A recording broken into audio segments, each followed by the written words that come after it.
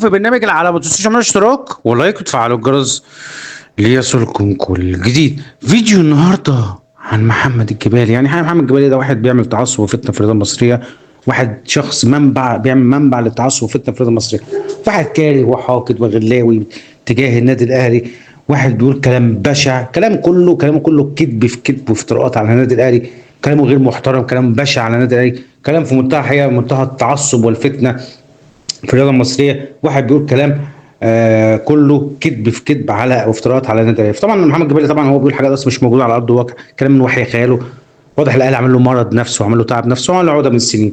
طبعا محمد جبالي اصلا هو 100 وش مترام، ما عندوش شخص اصلا، ما عندوش مبدا في حياته. طبعا هو منافق ومدلس وكذاب، وان هو بيكره وبيغل وبيحقد. والشر ما بتجاه النادي الاهلي عمل له مشكله وعمل له عقده من السنين، لان هو بيكره وبيغل تجاه نادي الاهلي. طبعا فيديو بجد والله العظيم يعني حاجه في منتهى التعسف فتنه وحاجه غير محترمه. تعال شوف معايا كده. بنتكلم في عالميه، الاهلي دلوقتي في العالميه. ايوه يا عالميه ايه؟ انت مش تعدي لا معدي هيعدي الاهلي. ده انت مغلوب من شباب بلوزداد. احنا يعني والله عايز اقول لك يا محمد جمال، انت بتيجي وهو يعني بتقول لي عالميه ايه؟ اتغيرتوا من شباب بلوزداد. يعني عايز اقول لك يا محمد جمال، انت بيعمل زينا، اعمل زينا والعب في كاس العالم للانديه. انت بس اخركم بتتكلموا بس يا محمد جمال، انتوا اخركم بتتكلموا وبس.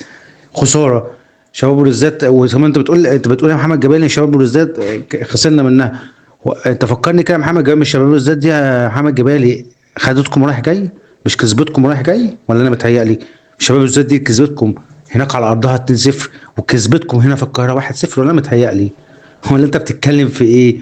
هو بيقول حاجه عايز يعمل، هو بتاع ترند ولقطه يعني حقيقه بجد. فانت بتيجي تتكلم، يعني عايز اقول لك يا محمد جبالي اعمل زينا بس، اعمل زينا ووصل للعالميه، اعمل زينا بس يا محمد جبالي. فهو عايز بتاع شخص كاره وحاجه النادي الاهلي، وهو بتاع ترند ولقطه يعني. فمحمد طبعا هو محمد جبالي طبعا هو كاره للنادي الاهلي وحاقد على النادي الاهلي. محمد جبالي اعرف حجمك قبل ما تتكلم عن النادي الاهلي. استنوني في حلقه بكره من برنامج العالمي. السلام عليكم.